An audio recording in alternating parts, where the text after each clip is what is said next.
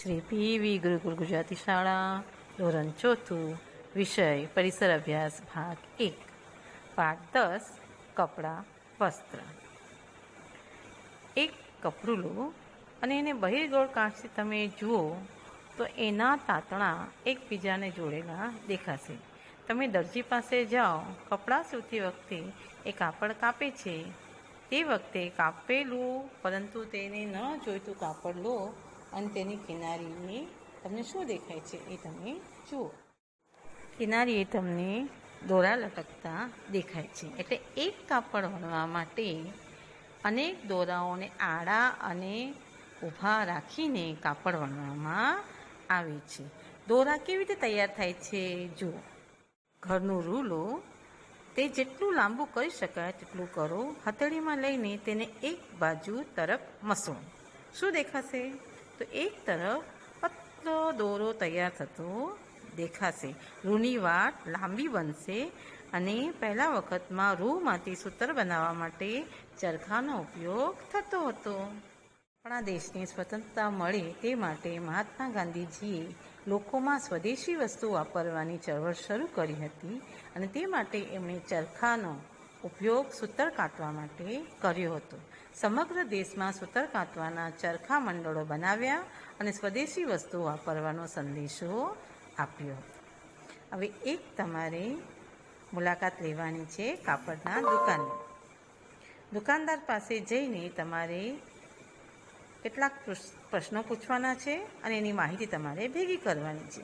જેમ કે દુકાનમાં કયા કયા પ્રકારનું કાપડ છે, આ કાપડનું કોઈ વિશિષ્ટ નામ છે કે, આ કાપડ શેમાંથી બને છે, તેનો મૂળ સ્ત્રોત કયો છે, આ કાપડ કયા પ્રદેશમાંથી આવ્યું છે અને તેમજ તમારે જુદા જુદા કાપડના નમૂના પણ એની પાસેથી માંગીને તમારે પ્રોજેક્ટ તૈયાર કરવાનો છે.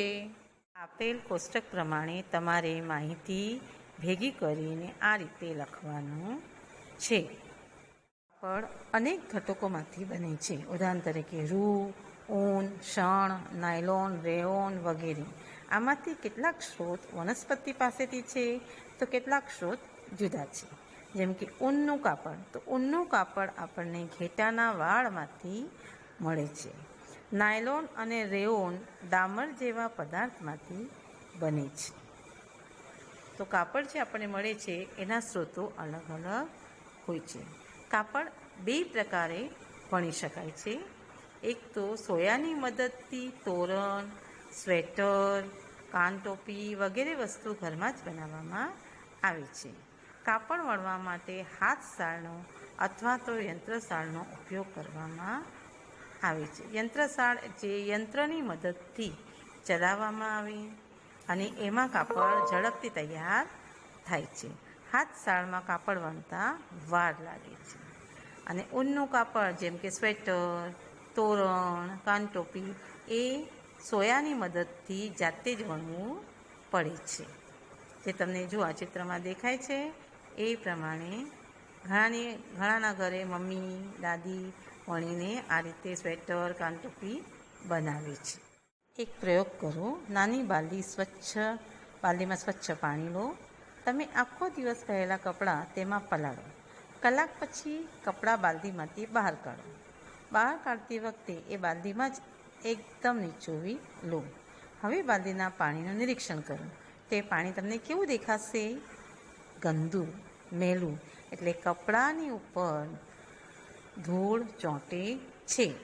માટે આપણે કપડાને ધોઈને સ્વચ્છ પહેરવા જોઈએ. મેલા કપડાં ધોવા માટે આપણે સાબુ, સર્ફ, ડિટર્જન્ટ, લિક્વિડ સોપ વગેરેનો ઉપયોગ કરીએ છીએ. એ સિવાય અરીઠા, સોડા, મીઠું, ચૂનો વગેરેનો ઉપયોગ કપડાં ધોવા માટે કરી શકાય છે. આ બધી કુદરતી વસ્તુ છે જે વર્ષો પહેલાં લોકો વાપરતા હતા.